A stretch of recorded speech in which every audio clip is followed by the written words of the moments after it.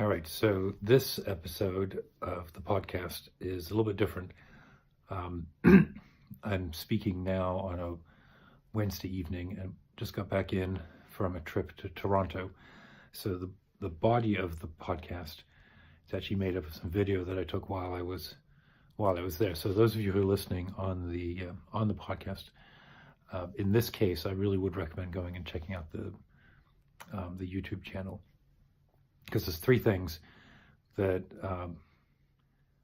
that I did in video, and the last of those I actually don't have video for. So I visited various places associated with Glenn Gould in Toronto. So, like I say, the last of those was there's a nice statue of Glenn Gould on a park bench outside the Canadian Broadcasting Corporation studios in Toronto. So I went and took some pictures, sat down there, got some pictures with me and Catherine sitting with him as well. So maybe I'll use one of those pictures for the thumbnail for this episode, but I didn't get any video. Partly because it was it had been cold all weekend, but it was really cold that afternoon, so none of us were in the mood for dawdling, but I did want to take some nice snapshots.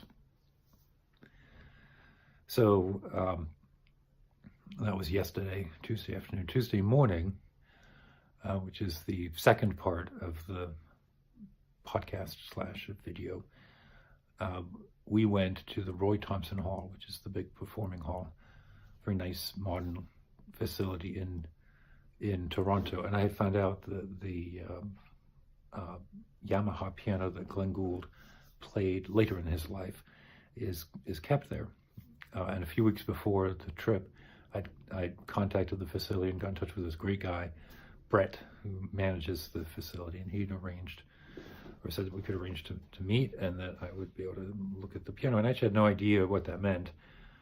And it was great when we got there, because we talked on the way in, and he said that they moved it out, so it was there for me, and he asked if I played, and I said yes, and he said, well, of course, we'll open it up. And so I got to sit down and noodle around a bit, play some scales, and then I played the first page of the Goldberg Variations. So I was thrilled. I mean,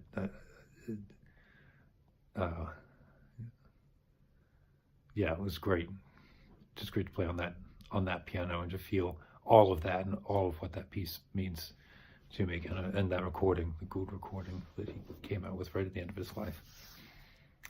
Just fantastic. It was really great.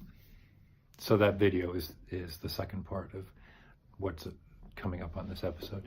And then the first part was from Monday, and I walked up to the graveyard where Gould is buried, or I think his cremated remains are interred.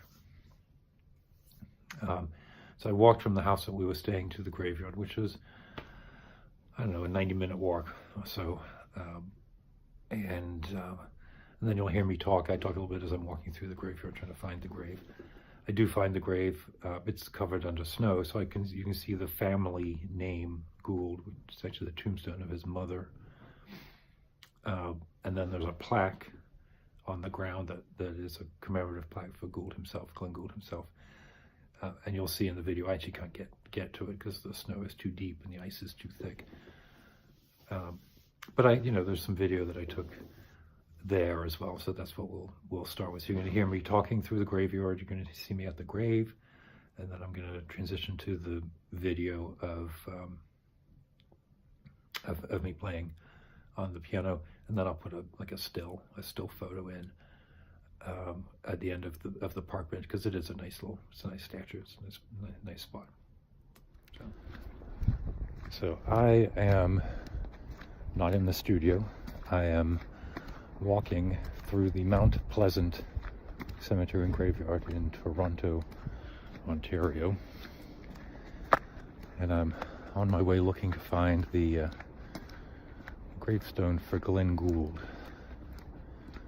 So I'm not sure what I'm going to do other than that.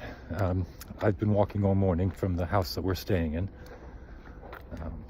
It's about an hour and a half walk to get here. And it's a I mentioned it's a beautiful, beautiful day. There's a fair bit of snow on the ground, but the sky is blue. It's about 15 degrees Fahrenheit. I've never done like something like this before, where I've gone to a grave to pay respects or to connect with a person other than a family member. So that's why I'm not sure exactly what I'm doing. Long-time listeners know that I am deeply connected to Glenn Gould. In fact, recent listeners will know that too, because just a few weeks ago I talked about Glenn Gould as part of the 4 Influences episodes. But I've never really understood sort of the graveyard thing, like the memorial visitation thing. So I'm going to go see what that feels like. I think maybe that's part of what I'm doing, is exploring, giving this time the opportunity to be a time to evaluate my connection to Glenn Gould, and through him to my own piano playing, my own musical identity. So making it a deliberate point. I may do chud when I get there, I'm not sure. Again, not because I think that Glenn Gould needs me to perform chud, but because when it comes down to it, I don't know what else to do.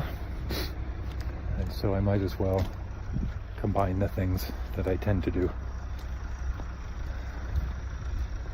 which is to listen to Glenn Gould, play the Goldberg variations, and do chud.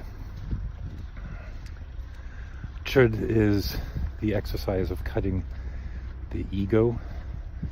It is often performed as a funerary rite for the recently deceased, to sort of aid in the transition to the bardo, which certainly isn't anything that Glenn Gould needs or requires, but maybe I do.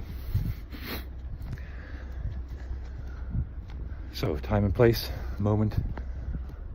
I'm in section 37, and I saw that the Gould Memorial is in section 38. I also see there's about 2 feet of snow on the ground. It's possible I'm going to get here and not be able to find the thing, because I think there's the family as a tombstone, then the Gould Memorial, the plaque itself, is on the ground flat. I might dig around. I don't want to be grotesque or anything. So let me go and pause for a minute while I finish the looking. Alright, so I've made it to the Gould, and you can see, if I flip the camera, you can see that there is indeed snow everywhere. I wonder if this marker here is the marker for the Gould marker. I'm not the first person here.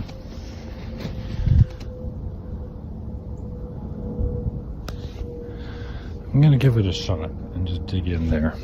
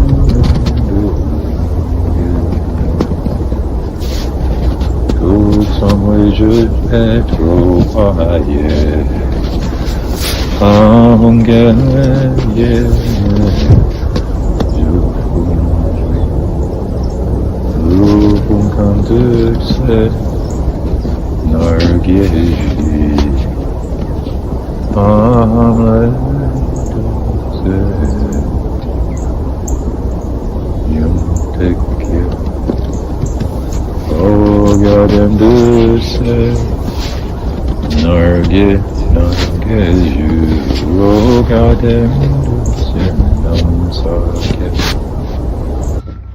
It's actually very traditional to perform chud in a graveyard in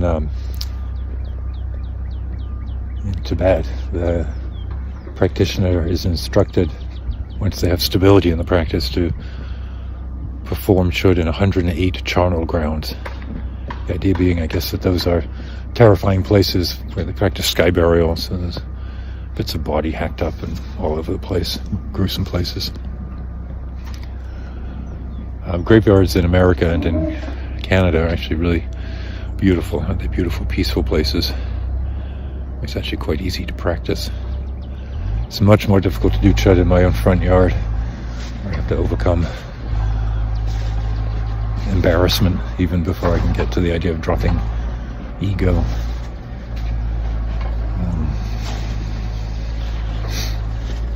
I'm disappointed that I couldn't see the Glenn Gould memorial plaque. I've seen pictures of it. It has the first measure of the Goldberg variations carved on it. But there you go. This is my experience.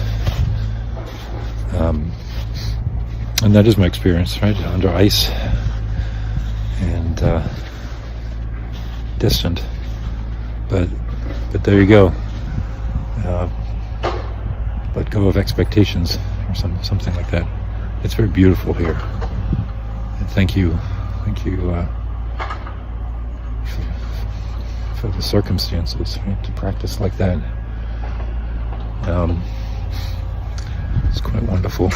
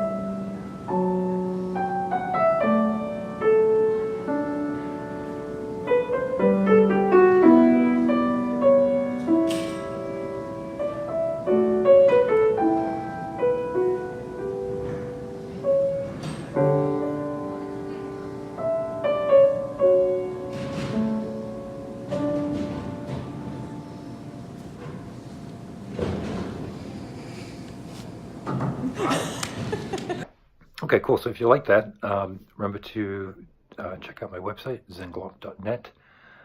Follow the link on there for podcast archives, but also there's a link for the newsletter, and you definitely should sign up for the newsletter. It comes out once a week or so, more like once every other week recently, but once a week, a newsletter with summary of writing, new music, podcast episodes. So thank you very much, and keep your wits about you.